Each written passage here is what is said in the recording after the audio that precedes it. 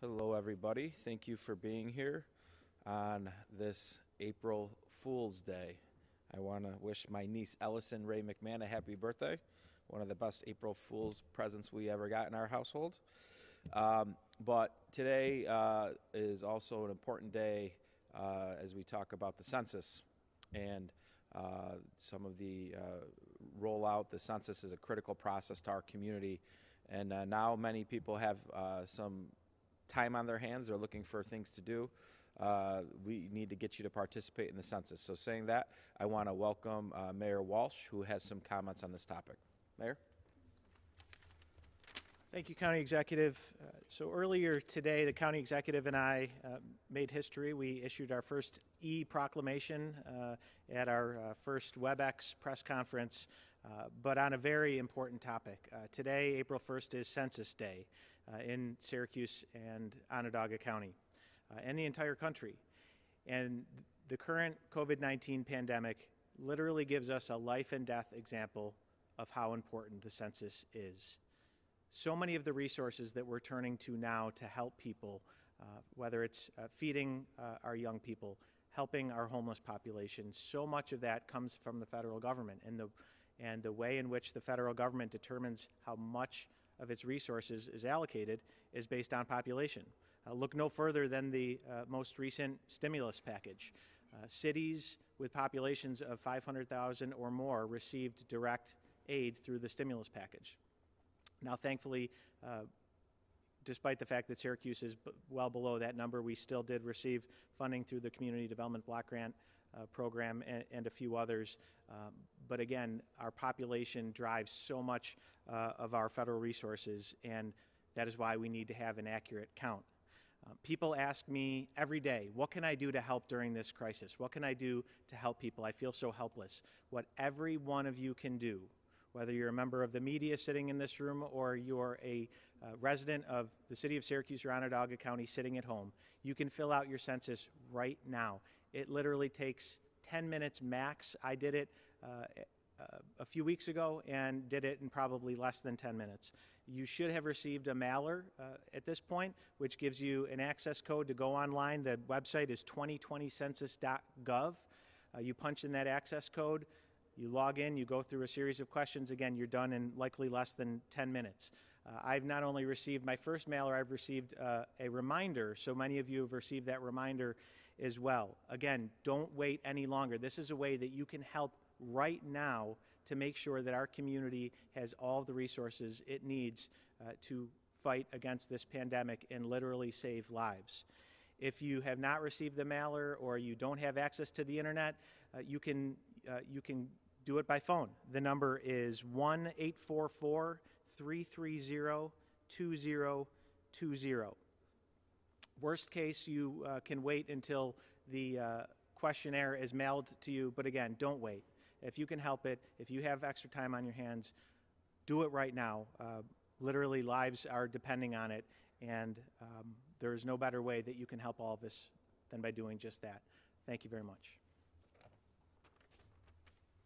Thank you, Mayor. This is one of the things that the county and city have been working very, very well together on. Put together a task force very early on with the Community Foundation and other partners, and the data kind of reflects that coordination so far. I think over 40% countywide participation to date. That's ahead of the state average.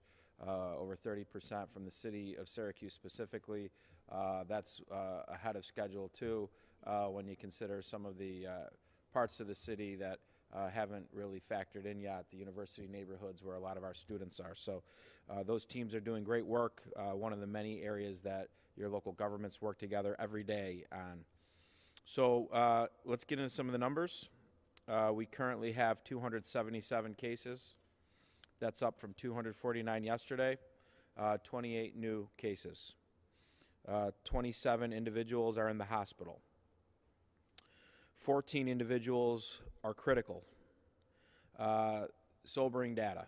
If you look at, we see people coming into the hospital as their illness progresses, and now we see more people getting very sick. Certainly, any patient who is in critical condition is in ICU, and they are in a fight. So let's remember our neighbors and pray for them and their families. 6 people were released from the hospital since yesterday. That's some good news. And today there are 67 people who have recovered and are released from mandatory isolation and quarantine. So for those who maybe be just tuning in today, we will always talk about the positive cases. Once you're a positive case, you're always a positive case. But we also talk about the recoveries, and then the new curve that we're looking at is our active cases. Those are people who have yet to be recovered but are still positive. So right now we are presently monitoring 209 active cases. Of those who are hospitalized, every decade is represented except those under 20. 25 of our 277 positive cases are considered contact cases. These are individuals that most likely from the same household as a positive, and they have now tested positive for COVID-19. From the total cases, 156 are female, 121 are male. 8 are under 19. 60 are in their 20s, 42 in their 30s, 43 in their 40s, 49 in their 50s, 40 in their 60s, 23 in their 70s, 10 in their 80s, and 2 in their 90s. 25% of our positive cases are under the age of 30. 40% are under the age of 40. 55% are under 50. 73% are under 60. And 27% are over 60. Geographic breakdowns: 87, City of Syracuse; 29, Clay; 21, Salina; 20, Camillus; 19, DeWitt; 18, Cicero; 15, Onondaga; 14, Manlius; 13, Pompey; 10, Geddes; 9, Lysander; 6, Skaneateles; 4, Van Buren; 3, Lafayette; 3, Atisco; 2, Marcellus; 2, Tully; 1, Fabius; and 1, Spafford. Geographically looking at that, the disease, COVID-19 virus, is every part of our county. No real trends other than that it doesn't matter where you live, people in your community have the virus. Testing. So far there has been 3,779 tests. That we've been doing robust testing. That number is larger than many counties that are larger than us. We've had 277 positives. 3,502 negatives have been reported. We received 372 tests back since yesterday and have roughly 480 pending tests going into today. Our data remained the same. About 7.2 to 7.3% of those tests that have been done are testing positive. A reminder, after a positive test, our health department will contact you and check on your health and gather information about direct contacts since the onset of your symptoms. Your primary care provider or your doctor will also be contacting you. This is how our health department knows who goes into quarantine because of direct exposure. Direct exposure is just that, direct exposure to someone who is sick, and it is not someone who went shopping at the same store on the same day. It is someone who we believe you've had direct exposure with, certainly family members, people you live with, and through our investigation looking at employment, et cetera, et cetera. As a reminder, we did this early on. It has proven to be very good. Anyone who has been tested must stay in a quarantine until the test results are back. That is the law. So if you get tested, you go home, you wait for your results. On average, they are now 24 to 48 hours. Again, that doesn't mean they won't come back faster or a little bit longer than that. That is an average. Because we have community spread, every person should be monitoring their health every day and their symptoms every day. If you feel sick, you feel symptomatic of some of the symptoms that you're learning about, call your doctor. Certainly, we don't want someone to get sick and get COVID-19 and have an opportunity to spread it to others because they didn't call their doctor and go and get a test. We have testing. I can't say enough and we'll continue to say this. If you're sick, stay home. If you're an essential employee, essential worker, please keep your children home. And if you have any symptoms, please call your doctor. Once again, tips. We're always getting calls now related to many media reports. The employer gets a positive case. They're putting out a report to their employees because they want to be proactive. They want to deal with fear. We're now getting people calling us up based off media reports, screaming at my health department. We talked about this earlier. We explained to you when we alert things. Do not call the health department yelling at them. They need to be working on cases, not dealing with people yelling at them, because we're not calling everybody that could have shopped at a grocery store on a certain day. This is common sense. There is no 100% risk mitigation in this process. If there was, we wouldn't be in the situation we are with an outbreak of this virus throughout the world. So please be respectful to our health department. They are your public health officials fighting for you on a daily basis. This is going to be uncomfortable. It is uncomfortable. You're going to hear about reports of an employee who worked somewhere. I'm never going to confirm a report of an employee that is positive. I don't have that information. The health department does. You will hear from us, being the public, if there is a gap in our investigation and we believe that the public may be at risk in this process, we will then come forward. You will hear about different employers that go out and talk about this, because if you can imagine the rumor mill, if you work somewhere and somebody gets tested positive, if the employer doesn't address that, that's why they're doing what they're doing, and that's why we work with employers on what their messaging should be. But again, an example, there was a report on Centro. We were looking at that case. Centro puts out a report about it, talks about it. Through our health department investigation, we deemed that there was no contact with individuals. People are coming in the back of the bus. They weren't coming in the front of the bus by the driver. But Centro worked with us. They put a report out to the public, even though we deemed that there was no potential contacts there with the public. Certainly, people that may have been in the investigation during that process that they work with, that's a different ball game. Those people are probably already in a quarantine situation. But I'm asking for the public's help and patience on this. Our health department is busy. They're busy taking care of sick people. They're busy investigating. They're busy working out ways to get people out of a quarantine situation, to get people who are positive, who are recovered, to get them into a situation where they can be released from isolation. We are sharing all the pertinent information with you, and we will continue to be sharing all the information with you. We work for you. Again, related to other release from home isolation now and other information, I want Dr. Gupta to come up and give us a briefing. Doctor?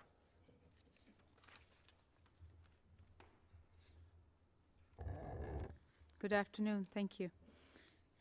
So I think I have been talking about for the last few days regarding the people coming off from isolation and quarantine. Just a reminder, isolation is for the cases and quarantine is for the contacts. Those are not sick yet, but they can become sick. So we have talked quite a bit in length in the last few days. What I will just remind in a brief way, isolation, you have to have 3 criteria to get off the isolation: fever-free for 3 days or 72 hours, 7 days symptom-free, or since the onset of the symptoms, and you have to have a continuation of improvement of symptoms. For asymptomatic cases, when they are COVID positive, we have to take their onset exposure at the day of testing, and we take 7 days from there. And why I am bringing up today this one here, because we don't know a lot about asymptomatic people, how they actually transmit the disease. And when we are talking a bit about community transmission, it is so important for us to think that what we are doing today, if our cases continue to increase, there's something more to the picture. So when we are putting all these data is not just to put it out there. Data is to inform people that you really need to follow social distancing, staying home, not to go to have more than large group of gatherings. All these things are going to reduce the path of transmission, so the virus cannot go from one person to the other person to other person. So the time with the asymptomatic, when the person doesn't have symptoms, those who never become symptomatic or those do become symptomatic, what happens before they become symptomatic? The science is still looking at it, and what the social distancing part talks about is try to get into that way. I think it's important for all of us to remember that part, which we are trying to mitigate by making sure that people are following social distancing and the hand washing and staying home when they should be home, actually. Not only when they are sick, they shouldn't be just going out and socializing with 5 different people. The second part which I want to talk about is how do we monitor individuals?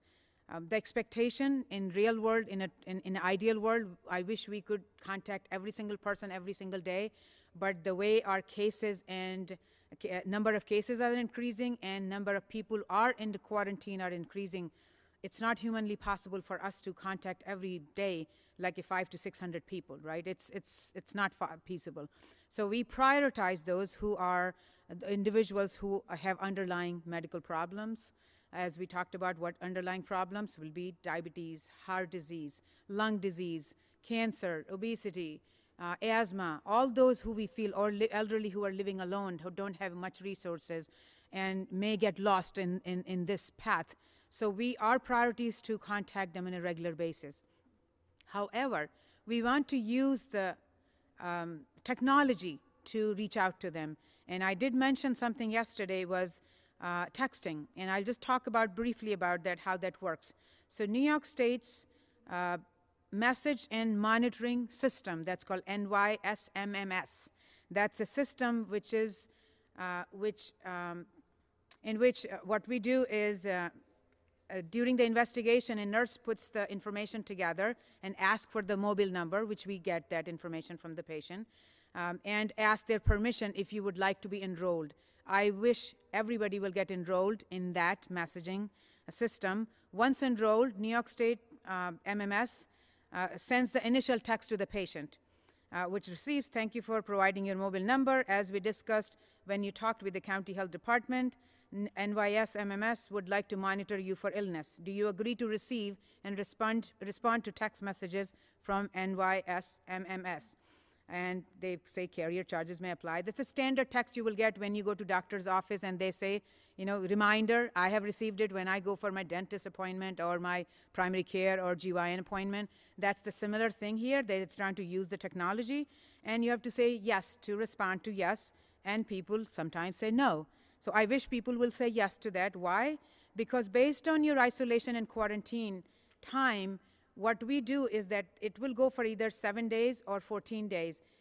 And what it provides us opportunity that we can continue to monitor them with the health commerce system, that a person has a high temperature, so we will find this person and we'll contact them.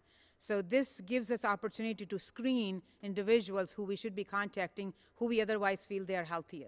So technology does actually play a significant role. What they do, they send the text messages and reminder at least 4 times, and people don't respond. That becomes a little complicated in that situation. So individual has to respond to say yes to that. And I am asking everybody who are cases or our contacts, please work with us. Please participate in this NYSMMS. So it helps us to reach out to you in a very timely manner. And it also improves our efficiency because we want to reach out to those individuals on a daily basis who would want our phone call on a regular basis, some of those who need a lot more resources. And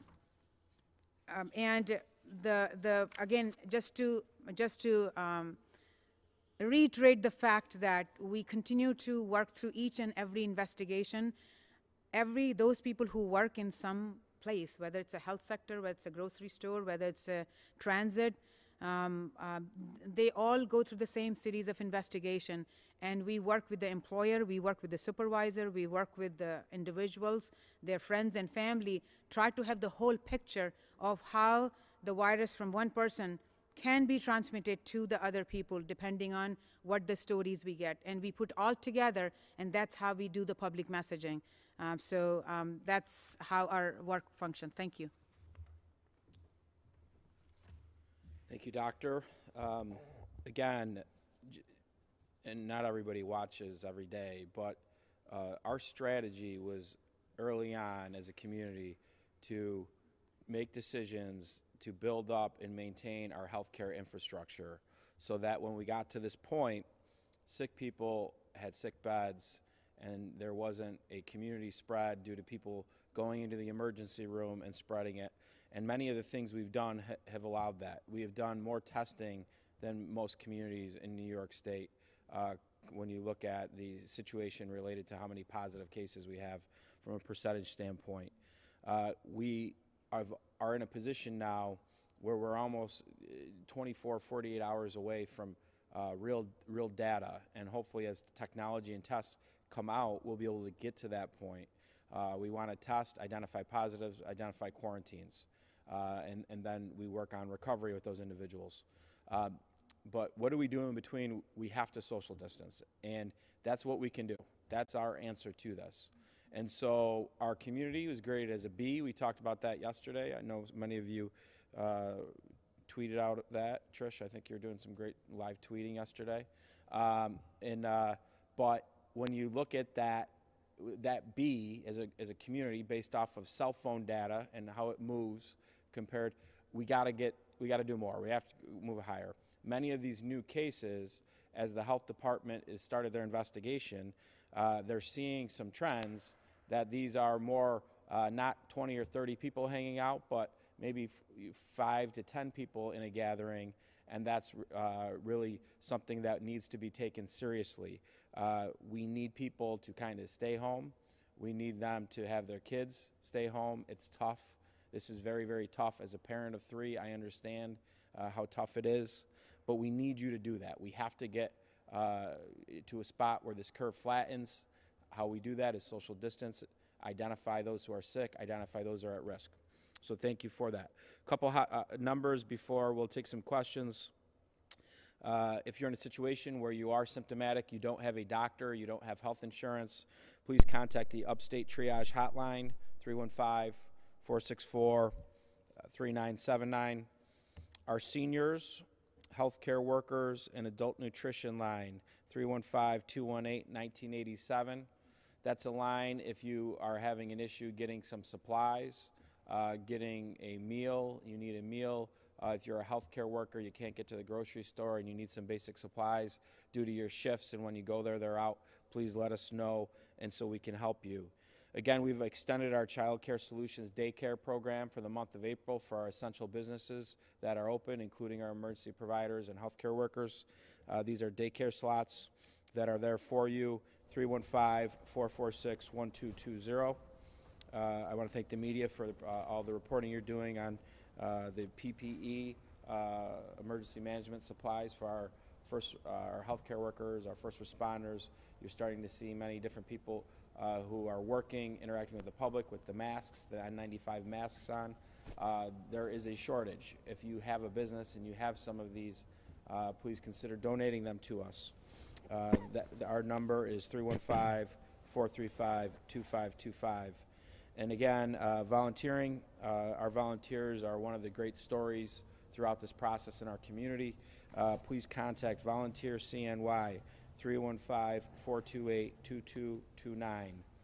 And mental health is being challenged every day for all of us. And certainly no one is immune to that.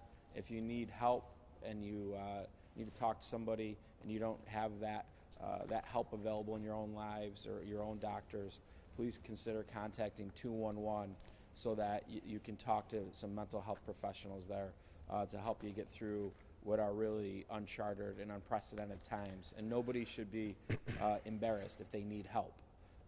This is truly unprecedented. Saying that, again, common sense, I got this alerted to me. We apparently, Centro has been free for traveling and for people getting to work. Apparently, some people are taking this to a new level. There's been multiple reports of people using Centro for joyriding. Please don't. You should be traveling if you're going to and from work or to and from the grocery store or pharmacy. No joyriding on the Centro buses. Saying that, questions? I thought you were very clear yesterday. I thought our reporting was clear yesterday about why the health department does and doesn't put out press releases for public spread. But I'm sure your office, I know my newsroom gets constant questions about a case here, a case there. Is it confusing when Centro puts out specific route information, but a company like Wegmans won't put a specific date this employee worked kind of information? Yeah, I think Centro's a public authority, and we talked to Centro about that, and we just wanted to go the extra mile, I guess, on that situation there, Andrew. We can't tell a private company what to do when we feel we're comfortable with their with our own investigation. So again, what happens, this is what happens, right? And you guys are doing your job, okay? I'm just telling you a cause and effect here. There's a headline, DeWitt Wegmans, positive case. It is not rational or possible. There's no way, because we don't have artificial intelligence to be able to track every person that went into that Wegmans that day and go and call them. We don't have that. That is impossible. That's what we talk about. There's no 100% risk mitigation with COVID-19. If you leave your house, there is a chance that you can get COVID-19. All right? You know, we're doing everything we can to make sure that that chance is minimized. But then what happens is that headlines there, people are to the same, some of the, you know, why aren't they calling everybody at the DeWitt Wegmans that day? It's impossible. We can't go investigate all that. So we figure out who had direct contact, because we know direct contact is, for the most part, how this is transmitted. So then people, you know, see the reports, they get anxious, they get scared, they call us screaming why we're not contacting everybody, right? Well, we're going to keep talking about it the same way, and you guys are going to keep reporting what is news to the public. But the reality is unless we're coming out with a specific ask of the public, we've done our investigation, we're comfortable with it. We always side on caution. So if there's one person that is on the bubble, right? We know the bubble in sports in Central New York. If we're on the bubble here, we don't know if we're getting in or out. You're getting in a quarantine. On the bubble, you're in a quarantine. And again, if you're that person on the bubble, maybe that's not, you're not happy about that. But we're siding on the side of public health at this point.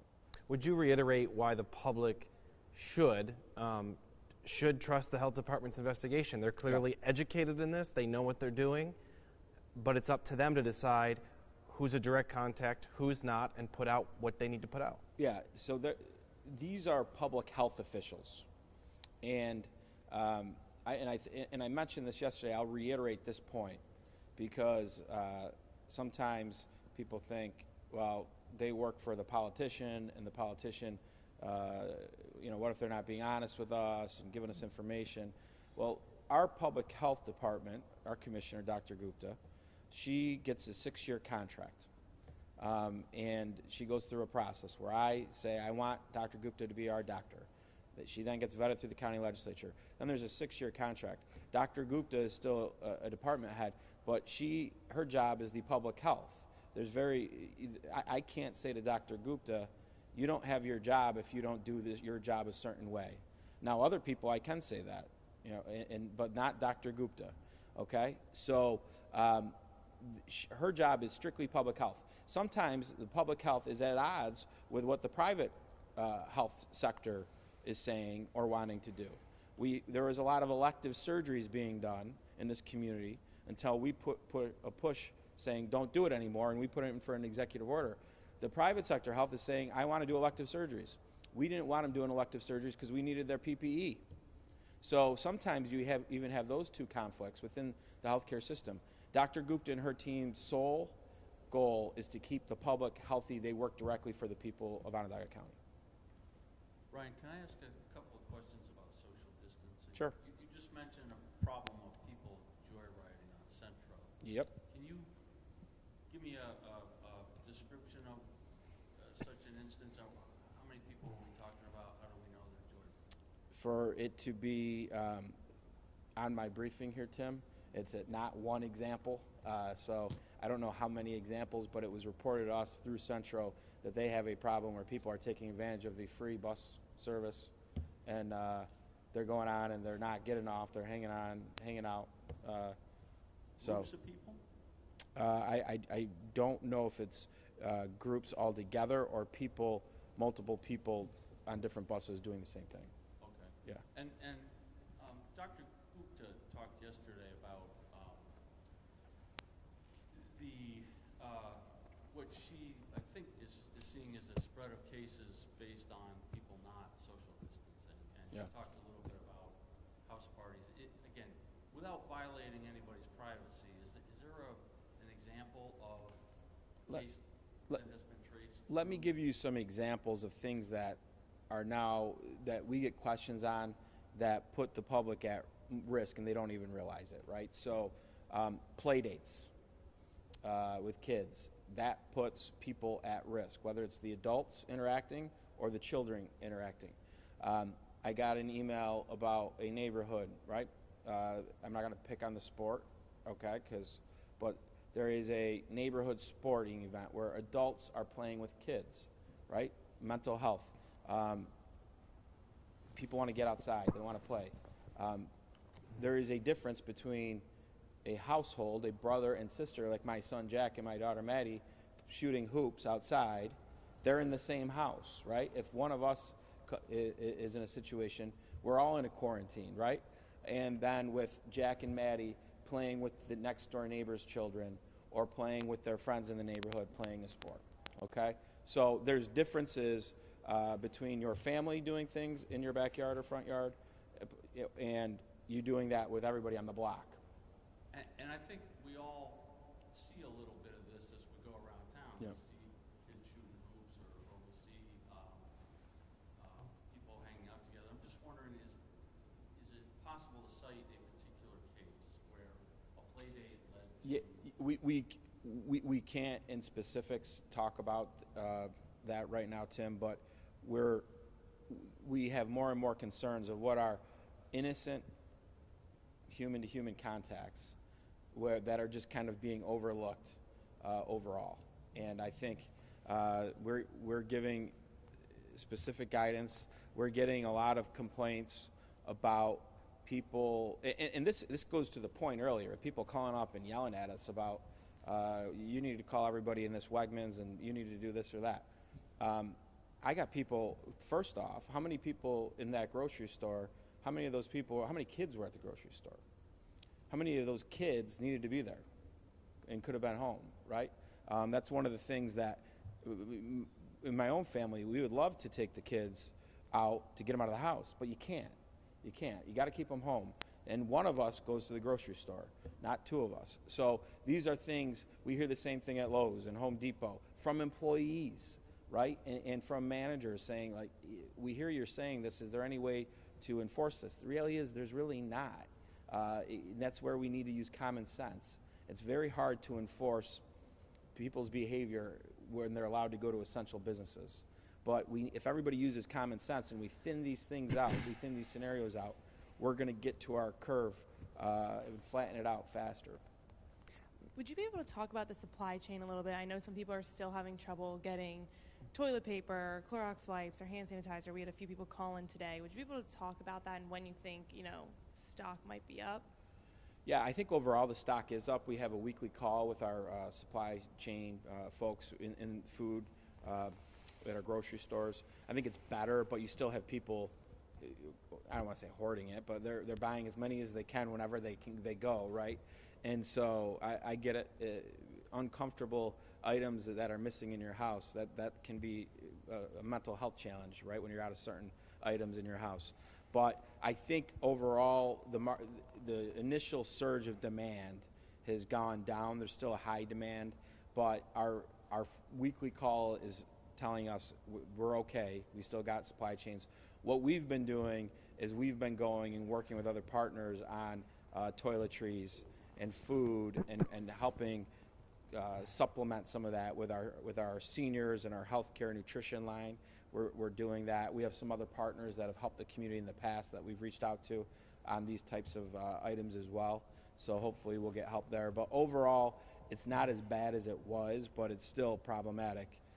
Is because people are certainly, if they know that these items are there and they're low, they're capped, right? So maybe they're going, and then maybe their spouse or someone else in the house is going an hour later when they know, and these things are happening. And so it's always going to be stressed as long as everybody's in this situation, but it's there. People shouldn't be panicking.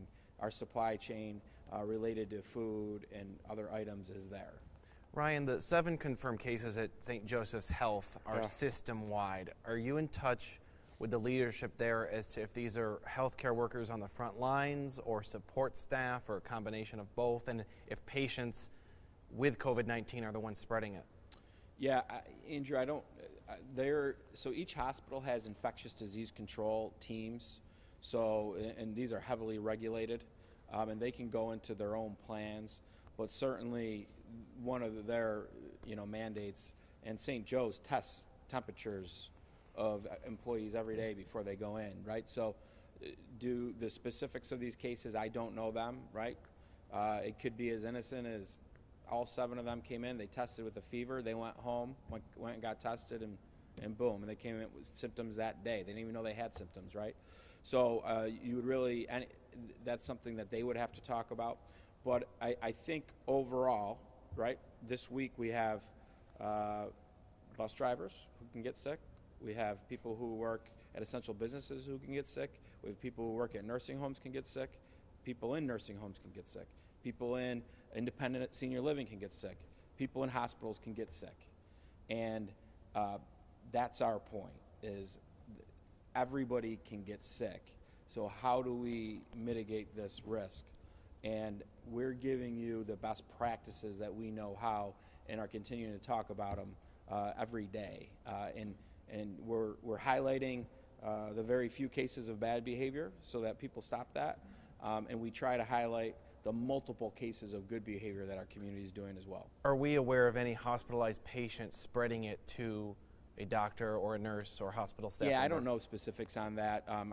They're not going to let us know. I think, again, I'm sure throughout the country and throughout the world, there's been a case or two, where that has happened, and it's been confirmed that that's what happened. But in our community, that's not what I've not heard that.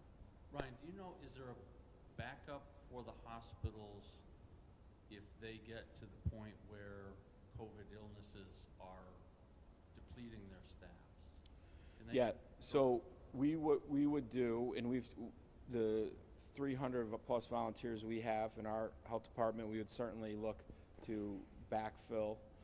In addition to that, right now we've had discussions, early discussions, and these are hypotheticals we're dealing with, right? But part of planning is, but certainly we know that there are some healthcare professionals in our school systems that are not working right now. If we had an emergency situation in the community, could we call on them to come, nurses and medical directors from school districts?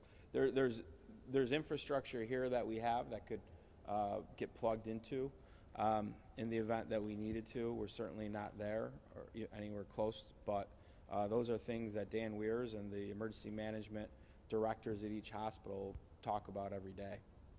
Have any county employees tested positive for coronavirus? Yes, I think we've had 2 cases where people tested positive. So I'm in that employer situation where we sent out information to our workforce, and the investigation happened within our departments. You quarantine who had direct contact, and just because you work in this department, we got very big departments, doesn't mean you had direct contact with somebody when they were sick. Mayor Walsh, would you brief us on the Syracuse police status in terms of policing social distancing? How many reports have come in? How many calls were responded to? Any action that was taken? I can't give you specific numbers, Andrew. We can follow up with that. They have been getting regular calls on businesses and individuals. The businesses where they've shown up, they've been able to get them to close down, and they've been forwarding that information to the Attorney General's office for follow-up. For individuals, it has been warnings up to this point. They haven't had to go any further than that. Can you give us an update on the clay warehouse construction and if the mystery tenant is still on board during the pandemic? So we worked with the state for an exemption. There was a report that it was shut down yesterday. We got them an exemption. They can start construction again. Why do we get an exemption for that project? It is a logistics distribution center. Many of the needs that we have on supply chains throughout the community, the country, you need logistics, you need distribution. So we worked with the state to get them an exemption so they can start construction again today. I don't know what they have there. And certainly we would love to talk about who the company is going to be. So we've been very busy with the COVID-19 situation right now. So hopefully that we'll be able to talk about that soon and maybe give some good news to the community as we're very, very inundated with this fight we're in right now. But as of now, they're still on board, that tenant. Yeah. Ryan, I see some red on Cayuga County. People have come to Onondaga County to be tested. Yesterday, the county leadership expressed frustration in their ability to get PPE, to get swabs, to be able to do their own testing. Are you willing to invite, you're not stopping people, but are you willing to actively invite communities where testing is deficient to come here to be tested? I think you see that it already happens, right? So I get that map every day, and there's no coincidence when Albany County ran out of testing for a couple days that all of a sudden Albany County shows up. Or when Erie County runs out, all of a sudden we get a big splash of Erie County people showing up, right? And to my point, when it's related to funding and relevant to the census discussion we had earlier about people needing to be counted, we think we were undercounted before. That hurts us for money. We are the medical hub of central and northern New York. People choose to work in our community, and then many of these people go and live in a county next door. We don't get the benefit of having them in our population numbers, even though we're taking care of them when it comes to the public health crisis, because their doctors are affiliated with Crouse, St. Joe's, or Upstate. So, I don't have the ability to say no to anyone who comes in for a test in our community, nor would I. But all we ask is that there's the evidence. We have a testing triage site. We set it up to preserve and maintain our emergency rooms for emergencies and to make sure that our emergency rooms aren't havens for community spread with COVID-19. We do a good job. Other communities have gaps: Cayuga, Oswego, Oneida, Broome, Cortland. I think you see Erie, you see Niagara, you see Staten Island, you see the Bronx, you see Long Island, Albany. You look up north, you got St. Lawrence, you got Jefferson. We're not going to turn New Yorkers away from testing. All we've asked is that we get treated fairly when it comes to support from the state and federal government, and an acknowledgement that we're the front lines for this part of the state. Would you be willing, though, to forge a partnership with a county leader and say, hey, let's... I talked to the Cayuga County Legislative Chairwoman, McNabb, and I told her, look, if you run into a scenario where you got your first responders who are running into a situation, they need to get tested, you can't get tested, just call me. And that's gone on the whole time. I've talked to Tony Picenti in Oneida County, almost daily, about ways that we can work together as Central New York. And part of these conversations once we get through this is, should the Central New York counties all agree that in this next type of situation, hopefully not a pandemic, we're all doing the exact same things at the exact same times. These are all things that we're under discussions now and trying to help each other out. But certainly, I understand the frustration. The supply chain throughout the country is tough. It's getting a little bit better, but what you're seeing now is even if you get a big order of supplies, FEMA or the state can usurp your order and take your order and intercept it, and then go and do it, put it into the areas where they feel it's needed. So supply chain is a challenge, especially if you're getting into this late. These smaller counties are competing against you. Is there a way to fight as a region for supplies with Syracuse agreeing everyone drive here for testing? I don't think the infrastructure is there to be a upstate New York testing site. We quasi are. 20% of our testing is outside the county. We've talked about sharing resources. Our purchasing department does purchasing for some of these counties already. And the reality is that we need more help from the feds and the state related to supply chain recognition in upstate New York.